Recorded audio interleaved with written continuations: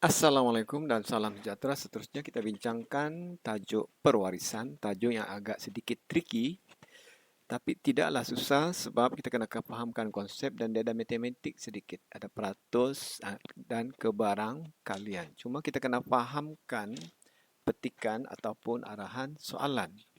Okey, warna bulu hitam adalah dominan terhadap warna bulu putih. Maknanya H dominan. Hitam. Sementara H kecil putih.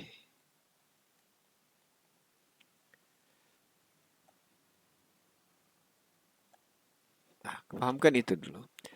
Okey, dalam 3 kelahiran, 30 tikus dilahirkan yang mana 13 berwarna hitam dan 17 berwarna putih.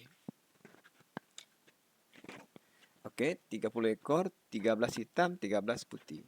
Ini kalau kita bahagi secara matematik, kita akan dapat nisbah lebih kurang 1, bukan lebih kurang, lebih kurang lah, 1 nisbah 1, kita bundarkan dia. Jadi kalau 1 nisbah 1, kita tahu sudah dia punya kacukan mesti heterozygot,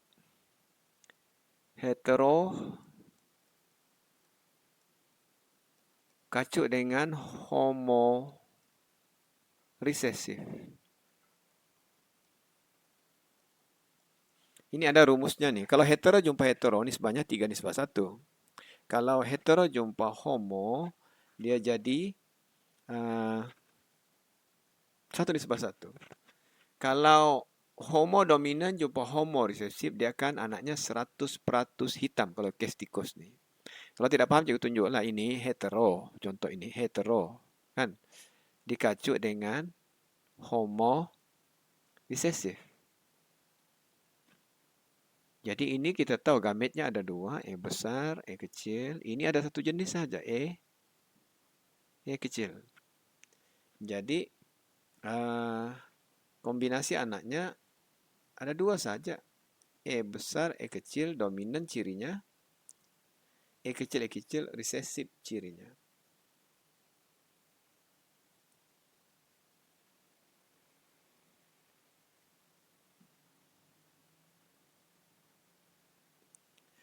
Oke, lengkapkan raja skema untuk perusahaan di bawah bagi menggambarkan pewarisan di atas. Jadi, kita tahu tadi, dia hetero jumpa homo. Jadi, ini mesti H besar, hetero, H besar, H kecil.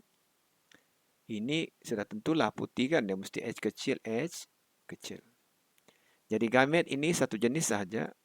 Tidak payah bahagi 2, sama juga. H kecil kalau dibahagi 2, semuanya H kecil. Ini kita bahagi 2 sebab dia tidak sama, hetero.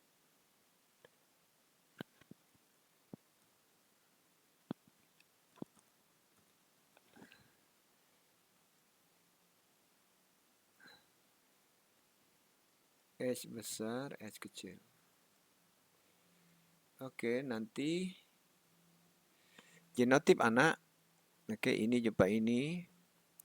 Ini kacau dengan ini. Jadi ini H besar, H kecil, H kecil, H kecil. Oke, ini hitam, genotip. Ini putih.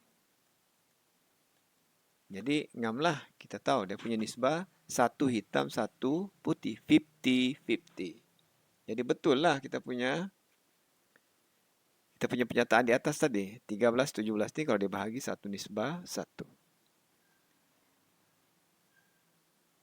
Oke, seterusnya Raja menunjukkan kariotip individu yang mengalami penyakit yang disebabkan oleh mutasi kromosom.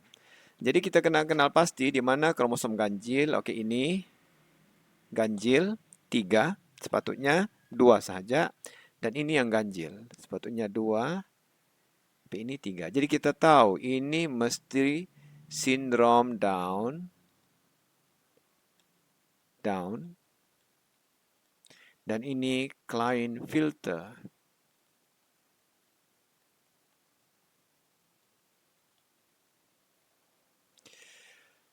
Oke, kita diminta untuk melengkapkan gamet. Oke, yang ini normal 22X, jadi tidak normalnya ialah Oke, ini XY ya. Lelaki ini. XY. Ini nih.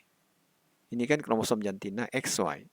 Jadi sudah ada X, tinggal lagi. Tapi kromosom nih di sini terlebih satu. Jadi dia 23 campur Y.